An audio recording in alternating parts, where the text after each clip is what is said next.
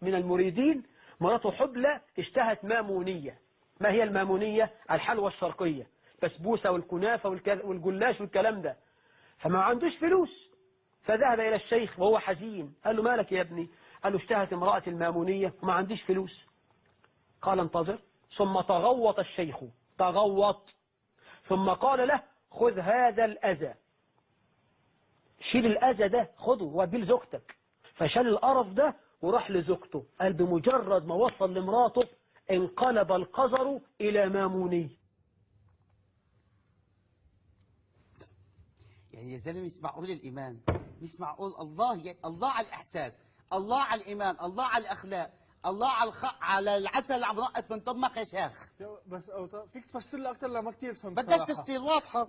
زلمه فقير ايه راح عند الشيخ. ايه الله معك مولانا، الله معك، فوت يا نشوف شو الموضوع. قال له يا خيي انا مرتي بدي حلو من المنويه، هيدي بيقولوا حلو شرقي. ايه والزلمه الفقير ما معه يجيب له. ايه تغوط الشيخ. شو تغوط يعني؟ تغوط الشيخ. شو تغوط يعني؟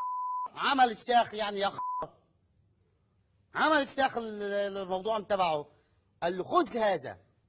قال له الفقير. قال له خذ هذا. الفقير اخذ هذا وراح في عبيته. اوكي. بقول لك اول ما وصل عبيته فتحت الباب مرته واذ اوب بيقلب الكاكا حلو اللي بدها اياه مرته. حلو. لا قالوا يعني ايه طعمها هي. بس يا ابو طلال مش معقول هيك الوضع. طب انه الشيوخ بس شو بيضيفوا بعضهم على تغلط ولا ولا تغلط ولا ما غلطت. الشيخ سؤال شو قال؟ تغوط وهداك اخذ الغواط لمرته. خلص خلصت. صدق ولا ما صدق؟ صدق. فيك تقول لا؟ لا. ايوه انا حقيقة فؤاد عندي مشكل. ليه؟ بعدين ما خلص هان يا فؤاد. شو؟ شوف حضرة الشيخ شو بقول. شو بيقول؟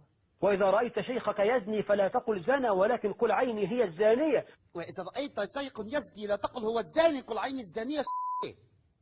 شو رأيك بهالموضوع؟ اذا شفت شيخ لا عينك الزاني، عيون كل العالم زاني والشيخ ما بيزني. حتى لو شفته معه بالفرشه بالزلط عم يذكره عم يذكبه ممنوع تقول عنه زاني.